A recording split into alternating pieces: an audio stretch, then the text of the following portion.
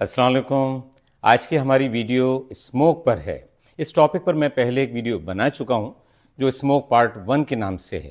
آج کی یہ ویڈیو اسموک پارٹ 2 ہے۔ اس میں ہم بات کریں گے اسموک کیا ہے، وہ کون سے لوگ ہیں جو ہائی رسک گروپ میں شامل ہیں، اسموک ہماری باڈی کے کس سسٹم کو زیادہ متاثر کرتی ہے اور اس سے بچاؤ علاج کیسے کیا جا سکتا ہے۔ اگر آپ کو یہ ویڈیو پسند آتی ہے تو اسے ضرور لائک کریں اور چینل کو سبسکرائب کریں۔ آئیے ویڈیو شروع کرتے ہیں۔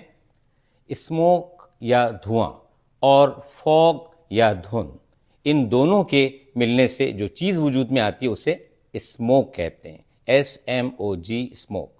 جو دھواں ہمارے ماحول میں آلودگی کا باعث بنتا ہے اس میں گاڑیوں کا دھواں، فیکٹریوں کا دھواں، لکڑی کے چولہوں سے نکلنے والا دھواں، اس کے علاوہ جب فصلوں کو آگ لگائی جاتی ہے تو اس سے نکلنے والا دھواں اور کوڑے کا دھواں بھی اس میں شامل ہے۔ اسموک عام طور پر نومبر سے فروری کے مہینے تک زیادہ دیکھی جاتی ہے۔ بچے اور زیادہ عمر کے افراد اس سے زیادہ متاثر ہوتے ہیں۔ وہ لوگ جو ہائی رسک گروپ میں شامل ہیں ان میں ایستما، برونکائٹس، COPD، امفائزیما کے مریض اور حاملہ خواتین شامل ہیں۔ اسموک میں شامل سلفر اور نائٹروجن کے کمپاؤنڈز ہمارے ENT سسٹم یعنی کان، ناک، حلق، اس کے علاوہ پھیپھڑوں، دل اور آنکھوں کو خاص طور پر نقصان پہنچاتے ہیں۔ لوگوں کا اکثر نیزل الرجیز ہو جاتی ہے جسے الرجک رائنائٹس کہتے ہیں۔ اس کی وجہ سے ناک سے پانی آتا ہے اور نزلہ زکام رہتا ہے۔ اس کے ساتھ ساتھ گلے کی سوزش بھی ہو سکتی ہے، مسلسل کھانسی رہتی ہے، اور اگر سائنوسائٹس ہو جائے تو لوگ اکثر سر درد کی شکایت بھی کرتے ہیں۔ جو لوگ پہلے ہی پھیپھڑوں کی بیماریوں کے شکار ہیں یا جو کہ اسموکنگ کرتے ہیں ان میں ان بیماریوں کی شدت میں اضافہ ہو جاتا ہے۔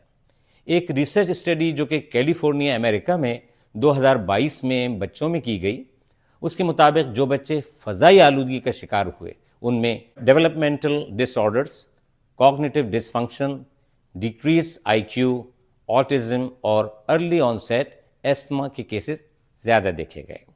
اب ہم یہ دیکھتے ہیں کہ اس سے ہم کس طرح سے بچ سکتے ہیں اور اس کا کیا علاج ہو سکتا ہے۔ ایسی جگہوں پر جانے سے گریز کریں جہاں ٹریفک بہت زیادہ ہو۔ گلاسز کا استعمال ضرور کریں تاکہ آنکھوں کی سوزش سے بچا جا سکے۔